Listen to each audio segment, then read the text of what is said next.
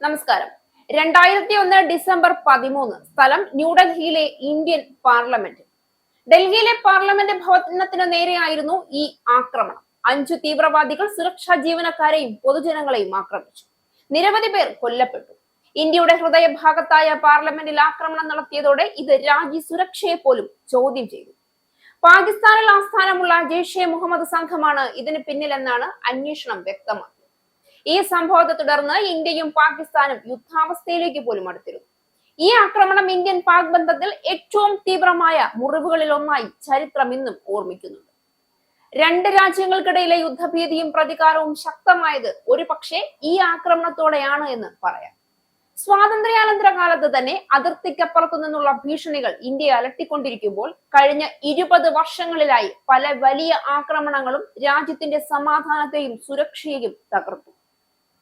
2007 ഫെബ്രുവരി 18 ഡൽഹി ലാഹോർ ട്രെയിനിൽ നടന്ന ഈ ആക്രമണം ഇന്ത്യ പാക് സൗഹൃദത്തിന്റെ പ്രതീകമായ റെയിൽ സർവീസിനെ തകർത്തു. പാനിപ്പത്തിന് സമീപം 2 ബോഗികളിലായി ബോംബ് സ്ഫോടനം നടന്നപ്പോൾ ഇല്ലാതായത് 70ഓളം നിരപരാധികളുടെ ജീവനാണ്. 2008 നവംബർ 26 ഇന്ത്യയുടെ സാമ്പത്തിക തലസ്ഥാനമായ മുംബൈയിലെ Taj hotel, CST railway station, Jewish കേന്ദ്രം തുടങ്ങിയ സ്ഥലങ്ങളിൽ നടത്തിയ ഭീകരാക്രമണത്തിൽ 4 ദിവസത്തെ നീണ്ടുനിന്ന ആക്രമണത്തിൽ 170ലേറെ പേർക്ക് ജീവൻ നഷ്ടമായി. പാകിസ്ഥാനിലെ ലഷ്കർ-ഇ-തൊയ്ബയുടെ പരിശീലനം നേടിയ 10 തീവ്രവാദികളാണ് ഇതിനു പിന്നിൽ പ്രവർത്തിച്ചത്. 2016 ജനുവരി 2 പത്താൻകോട്ട് വ്യോമസേനാ കേന്ദ്രത്തിലേക്ക് നടത്തിയ ആക്രമണത്തിൽ കൊല്ലപ്പെട്ടത് നിരവധി സൈനികർ. പഞ്ചാബിലെ വ്യോമസേന ആസ്ഥാനത്തേക്ക് പാകിസ്ഥാൻ ആസ്ഥാനമായ ജെയ്ഷെ മുഹമ്മദിന്റെ ഭീകരർ കടന്നുകയറി നടത്തിയ ആക്രമണത്തിൽ കൊല്ലപ്പെട്ട സൈനികർ ഇന്നും ഇന്ത്യയുടെ നോവാകും. രാജ്യത്തിന്റെ പ്രധാന സൈനിക കേന്ദ്രം തന്നെ ലക്ഷ്യമാക്കിയതോടെ ആഭ്യന്തര സുരക്ഷാ സംവിധാനം വീണ്ടും ചർച്ചയായി. 2016 സെപ്റ്റംബർ 18 ജമ്മു കാശ്മീരിലെ ഉറിയിലുണ്ടായ ഇന്ത്യൻ സൈനിക ക്യാമ്പിന് നേരെയായിരുന്നു ആക്രമണം. പുലർച്ചെയുണ്ടായ ഈ ആക്രമണത്തിൽ 19 സൈനികരെയാണ് അന്ന് ഇന്ത്യക്ക് നഷ്ടമായത്.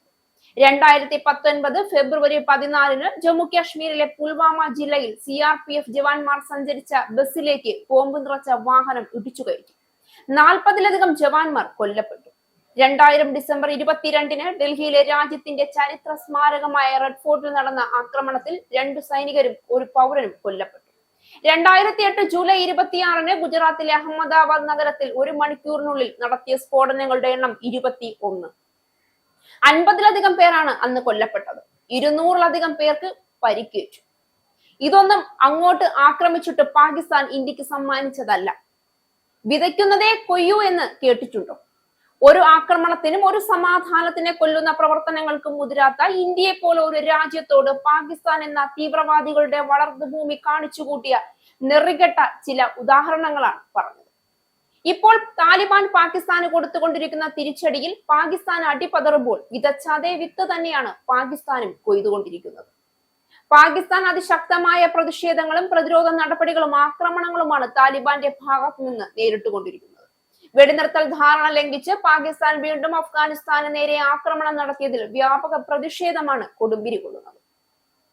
പാകിസ്ഥാന്റെ നടപടി ഭീരുത്വം നിറഞ്ഞതും പ്രാകൃതവുമാണ് എന്നാണ് അഫ്ഗാൻ മുൻ പാർലമെന്റ് അംഗമായ മറിയം സുലൈമാൻ ഖിൽ പ്രതികരിച്ചത്. ശനിയാഴ്ച പാകിസ്ഥാൻ നടത്തിയ ആക്രമണത്തിൽ അഫ്ഗാനിസ്ഥാനിലെ 3 യുവ ക്രിക്കറ്റ് താരങ്ങൾ ഉൾപ്പെടെ 8 പേരാണ് കൊല്ലപ്പെട്ടത്. 8 പേർക്ക് പരിക്കേൽക്കുകയും ചെയ്തു. ഇതിനു പിന്നാലെയാണ് പാകിസ്ഥാനെതിരെ അതിശക്തമായ പ്രതിഷേധം ഉയർന്നിരിക്കുന്നത്. തങ്ങൾക്കിതിൽ അത്ഭുതമില്ല എന്നും പതിറ്റാണ്ടുകളായി ഇന്ത്യക്കും അഫ്ഗാനിസ്ഥാനും നേരെ പാകിസ്ഥാൻ സൈന്യവും ISIയും നടത്തിയ ആക്രമണത്തിന്റെ അതേ രീതിയിലാണ് ഇന്നത്തെ ആക്രമണമെന്നുമാണ് അഫ്ഗാനിസ്ഥാൻ ഇതിനെതിരെ പ്രതികരിച്ചത്. പക്ഷേ യുവ ക്രിക്കറ്റ് താരങ്ങളും കുഞ്ഞുങ്ങളും അമ്മമാരും കൊല്ലപ്പെടുന്നത് കാണുന്നത് ഹൃദയഭേദകമാണ് എന്നും മറിയം പറഞ്ഞു. അഫ്ഗാൻ വിദേശകാര്യ മന്ത്രിയുടെ ഇന്ത്യ സന്ദർശനമാണ് പാകിസ്ഥാനെ പ്രകോപിപ്പിച്ചിരിക്കുന്നത് എന്നാണ് മുൻ പാർലമെന്റ് അംഗത്തിന്റെ ഉൾപ്പെടെ മുഴുവൻ ലോകരാഷ്ട്രങ്ങളുടെയും നിരീക്ഷണം. അഫ്ഗാൻ മന്ത്രിയുടെ ഇന്ത്യ സന്ദർശനം പാകിസ്ഥാന് അരക്ഷിതാവസ്ഥയുണ്ടാക്കിയെന്നും ഇതുകൊണ്ടാണ് പാക് സൈന്യം ഇത്തരത്തിൽ പ്രതികരിക്കുന്നതെന്നും അവർ ആരോപിക്കുന്നുണ്ട്. പാകിസ്ഥാൻ ഇന്ത്യയുമായി കൂടുതൽ അടുക്കുമ്പോഴെല്ലാം പാക് സൈന്യം ഭീഷണി നേരിടുന്നു. അഫ്ഗാനിസ്ഥാനികളും ഇന്ത്യക്കാരും തമ്മിലുള്ള സമാധാനപരമായ സാഹചര്യം പാകിസ്ഥാന് സഹിക്കാനാകില്ല.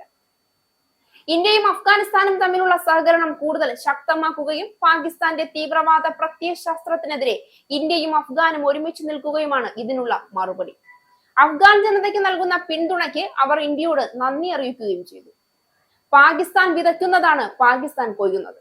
പതിറ്റാണ്ടുകളായി പാകിസ്ഥാൻ ഭീകരരെ വളർത്തുകയും അവരെ പാകിസ്ഥാന്റെ തന്നെ ആയുധങ്ങളായി ഉപയോഗിക്കുകയും ചെയ്യുന്നു. പാകിസ്ഥാൻ കൊളുത്തിവെച്ച തീ പാകിസ്ഥാന്റെ സ്വന്തം വീടിനെ അഗ്നിക്കിരയാക്കിയാൽ പാകിസ്ഥാൻ അതിൽ അത്ഭുതപ്പെടരുത് എന്ന മറിയത്തിന്റെ വാക്കുകളാണ് ഇന്ത്യക്കാരായ ഞങ്ങളും കടമെടുക്കുന്നത്. ഇസ്രായേലിന്റെ 5 സൈനിക താവളങ്ങളിൽ കനത്ത നാശനഷ്ടം. മോദി വെളിപ്പെടുത്തുന്ന ഇന്ത്യയുടെ വികസനത്തിന്റെ മയക്കുമരുന്ന് വിൽപ്പനയ്ക്കെതിരെ ശക്തമായ നടപടിയെടുത്ത് ഷാർജ പോലീസ്.